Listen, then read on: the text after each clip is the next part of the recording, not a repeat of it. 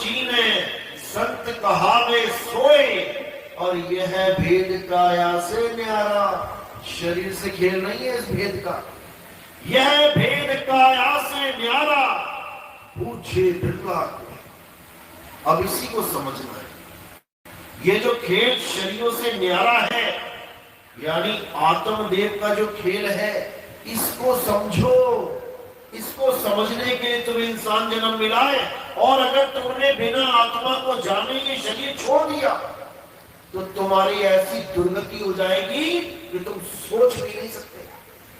आज तुम्हें इंसानी चोला मिला है, कोई तुम्हारे ऊपर उंगली उठाए, कोई तुम्हें झापड़ तक मारे, तो उसी वक्त 10 लोगों को इकट्ठे कर देते हैं, उसी वक्त FIR करवा देते हैं।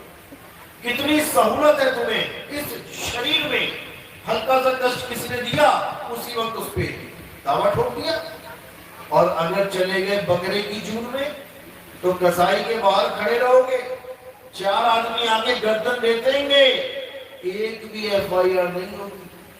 कोई परिवार का आके नहीं बचाएगा कि मेरे भाई बकरे को इन्होंने काट दिया। कोई पूछने वाला नहीं है। गर्दन काट के उल्टा करके लटका के तुम्हें खाल खींच के दुकान में 1-1 किलो के हिसाब से बेच देगा। ऐसी दुर्गति होगी, लेकिन कोई पूछने वाला नहीं। मछली बन जाओगे, देखो मछली मंडियां, जिंदा ही मछली को धड़ से अलग करके बेच रहे। ऐसी दुर्गति होगी, कोई पूछने वाला नहीं होगा। इसीलिए इस जन्म को बर्बाद नहीं करना है। ये जन्म अनमोल है, मानुष तन अनमोल है, और मिले ना बारंबार। तरवर जब पत्ता गिरा, पहुर ना लागे डार।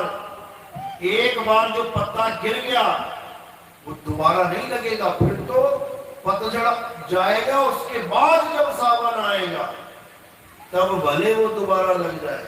यानी 184 बिताने के बाद कुत्ता, बिल्ली, हाथी, घोड़ा, सांप, शेर, चीता, बिच्छू, सांप, पता नहीं क्या क्या बनना पड़ेगा।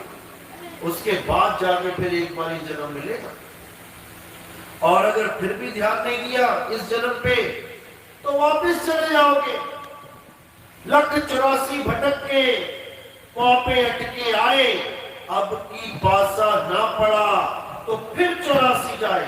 देख लो बैठा है, जब इंसान बना था तब कभी इसने ध्यान नहीं दिया कि मैं क्या करने आया हूं। अब कुत्ता बन के घूम रहा है, कोई पूछने वाला नहीं इसको कि रात में बाहर सोता है, डर तो नहीं लगता, खाना खाया कि नहीं खाया।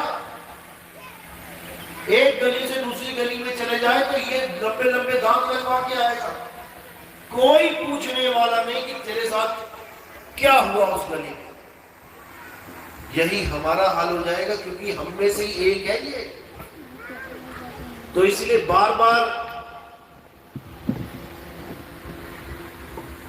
यही समझा रहे हैं सारे संत।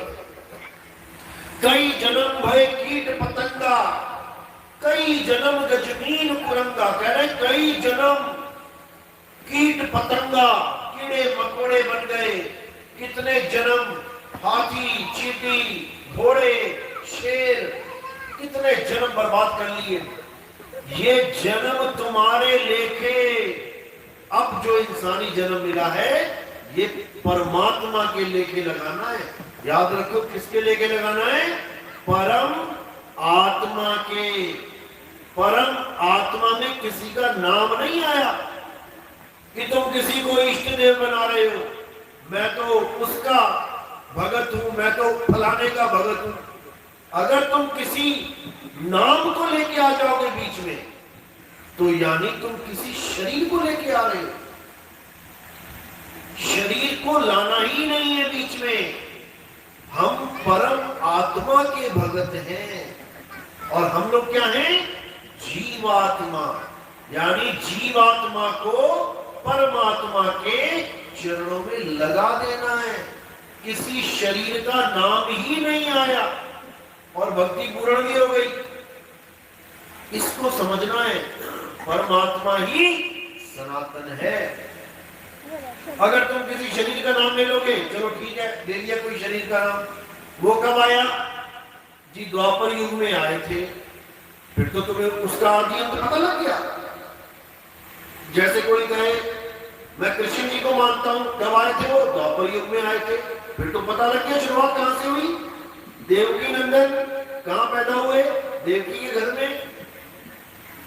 तो जिसका आदि पता लग गया वो सनातन नहीं रहा। अब कोई हनुमान जी को मानता है, वो कब आया? त्रेता युग में आए थे, केसरी नंदन केसरी के घर में पैदा हुए थे। तो जो पैदा हुआ उसका तुम्हें पता लग गया ये कब पैदा हुआ? तो जो पता लग गया पैदा हुआ वो सनातन नहीं है। कोई कहे मैं विष्णु जी को मानता हूं, वो कब थे? सतयुग में थे, उनका भी पता लग गया, क्योंकि ये सतयुग द्वापर त्रेता भी बार बार चलते रहते हैं। किसी का भी नाम ले लोगे उसका आदि और अंत तुम्हें पता लग जाएगा। केवल एक ऐसी चीज है जिसका कोई आदि अंत नहीं है, जिसके लिए कृष्ण जी गीता में समझा रहे हैं, हे अर्जुन आत्मा अजन्मा है, आत्मा नित्य है, आत्मा शाश्वत है। अब आत्मा का जन्म कब हुआ, आत्मा कब से शुरू हुआ, ये कोई नहीं बता सकता। इसका कोई आदि और अंत है ही नहीं। तो ये है सत्य सनातन, जिसकी महिमा स्वयं त्रिलोकीनाथ भगवान कृष्ण गा रहे हैं। हे अर्जुन, आत्मा को ना तो कोई शस्त्र काट सकता है, ना अग्नि जला सकती है, ना वायु सुखा सकती है, ना जल भिगो सकता है। इसी आत्मा की साधना करने के लिए हे अर्जुन हम सबको ये इंसानी चोला मिलता है।